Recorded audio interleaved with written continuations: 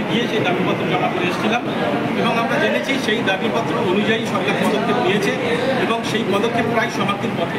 কিন্তু পার্শ্ব শিক্ষকদের বর্তমান যে মানসিক অবস্থা তাতে পার্শ্ব শিক্ষকরা বিভ্রান্ত অবস্থায় পৌঁছে গিয়েছে। তারা যে কোনো সময় যে কোনো হঠকারী সিদ্ধান্ত নিতে পারে।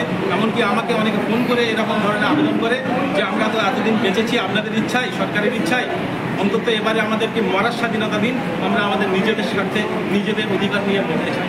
আপনাদের ভাতা কতটা বৃদ্ধির দাবি করছেন? ভাতা বৃদ্ধির কোনো নির্দিষ্ট দাবি আমরা করিনি, আমরা উল্লেখযোগ্য বেতন বৃদ্ধির জন্য দাবি করেছি, যাতে একটা পার্শ্ব শিক্ষক সমাজ খেয়ে পরে সুস্থভাবে সমাজে মাথা তুলে বাঁচতে। বর্তমানে আপনাদের কত ভাতা আছে এবং রাজ্যে কত পার্শ্ব শিক্ষক আছে? বর্তমানে রাজ্যে প্রায় 42,000 পার্শ্ব শিক্ষক রয়েছে বলে জেনেছি এবং বর্তমানে প্রাথমিকে 10,000 সামথিং এবং উচ্চ প্রাথমিকে 13,000 সামথিং বেতন আছে। যে এই যে 26 লক্ষ শিক্ষক যারা আদালতের নির্দেশে চাকরি থেকে যাদেরকে দূরে সরিয়ে দেওয়া হয়েছে, তার পরবর্তী সময় কি আপনাদের উপর দায়িত্ব আরও বেশি মাত্রায় এসে পড়েছে? নিঃসন্দেহে পার্শ্ব শিক্ষকদেরকে সমস্ত কিছু দায়িত্ব পালন করতে হয়।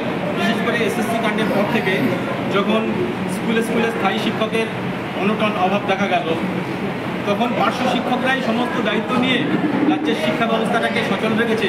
রাজ্যের শিক্ষা ব্যবস্থার মূল মেরুদণ্ড বলতে গেলে এই পার্শ্ব শিক্ষক, অথচ তারা এখনও পর্যন্ত বঞ্চিত এবং বৈষম্যের শিকার। তাই অবিলম্বে জিও প্রকাশের জন্য আজকে তারা কাতর আবেদন জানাতে এই প্রেস কনফারেন্সের ব্যবস্থা করেছে, যাতে মুখ্যমন্ত্রী মাননীয় মমতা বন্দ্যোপাধ্যায় অবিলম্বে পার্শ্ব শিক্ষকদের বিষয়ে সহানুভূতিশীল পদক্ষেপ নেন। আপনাদের শেষ ভাতা কবে বেড়েছিল?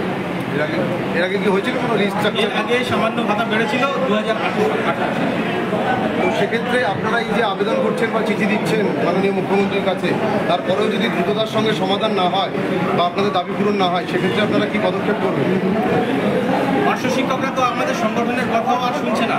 তারা মানসিক এমন একটা মেন্টাল অবসেশনের জায়গায় পৌঁছে গিয়েছে, ডিপ্রেশন থেকে অবসেশনের জায়গায় তারা পৌঁছে গিয়েছে।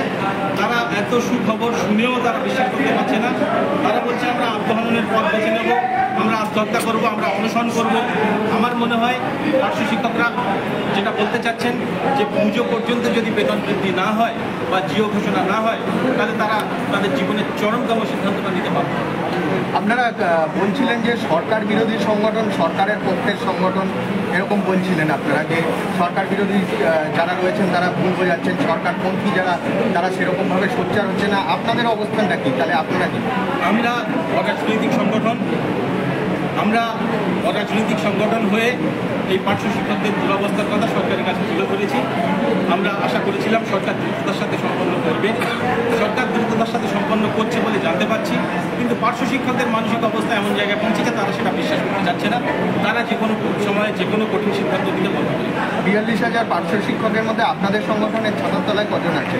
আমাদের সংগঠনের ছাতার তলায় পার্শ্ব শিক্ষকদের সিংহভাগ পার্শ্ব শিক্ষক আমাদের সংগঠনের মধ্যে রয়েছে।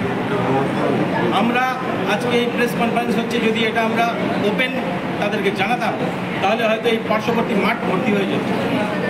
এত পার্শ্ব শিক্ষক এখানে ভিড় করত।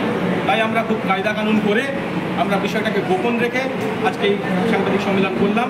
তাহলে পার্শ্ব শিক্ষকরা আমাদের সংগঠনের ছত্রছায়ায় এত বিশ্বাস, এত ভরসা করেছে, এত আস্থা রাখে যে তারা 40-35,000 পার্শ্ব শিক্ষক আমাদের ডাকে যে কোনো জায়গায় যে কোনো সময় অবস্থান করতে পারে। আপনি কর্মবিরতির বিরোধিতা করলেন, কারা কর্মবিরতি রেখেছে?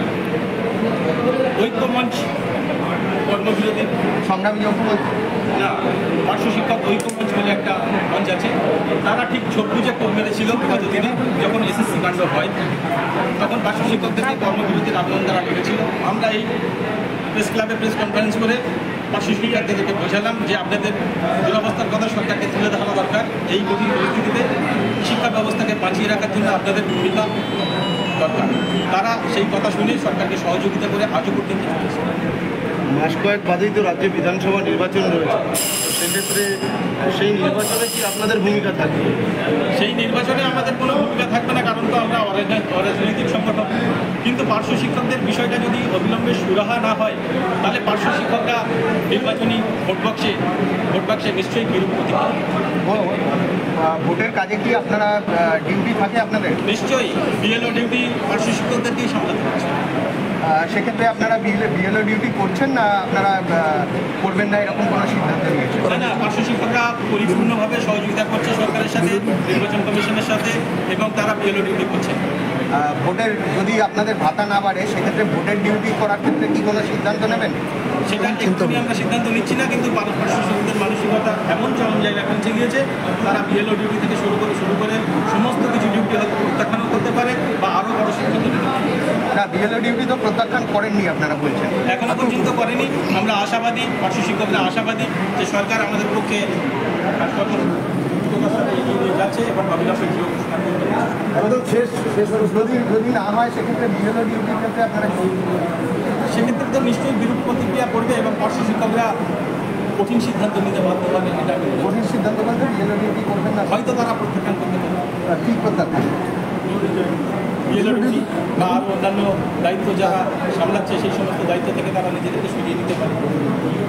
তাদের মূল কথা হলো যে আমরা এই ভিক্ষাবৃত্তি করে বাঁচতে চাই না, আমাদেরকে সম্মানের জন্য আমাদের সম্মানের বাঁচার সুযোগ দেবে। আমরা মাথা উঁচু করে একটু সম্মানের সাথে বাঁচতে চাই, যেহেতু আমরা শিক্ষা ব্যবস্থা করব। আপনারা সরকারকে তাহলে কি পুজো পর্যন্ত ডেডলাইন দিচ্ছে? ডেডলাইন অ্যাকচুয়ালি ডেডলাইন দেওয়ার আমরা কেউ নয়, আমরা সরকারের কাছে আবেদন করছি যাতে অবিলম্বে সরকারি নির্দেশিকা পার্শ্ব শিক্ষকদের হয়ে প্রকাশ করা যায়, তার ব্যবস্থা গ্রহণ করতে। না হলে হয়তো পার্শ্ব শিক্ষকরা চরম সিদ্ধান্ত নিতে পারে। সেক্ষেত্রে আপনি পুজোর কথা বললেন, মানে আপনারা কি পুজোটাকে বেছে নিচ্ছেন? হ্যাঁ, পুজো পর্যন্ত হয়তো এই পার্শ্ব শিক্ষকরা ধৈর্য শেষ পর্যন্ত ধরতে পারবে। এখনও তো ধৈর্য ধরতে পারছে না। আমরা সদর্থক ভূমিকায় থেকে তাদেরকে সমস্ত কিছু বার্তা দিচ্ছি, তাই তারা আমাদের উপরে এখন ভরসা করছে, কিন্তু এই ভরসা বেশি দিন থাকবে না। Thank you.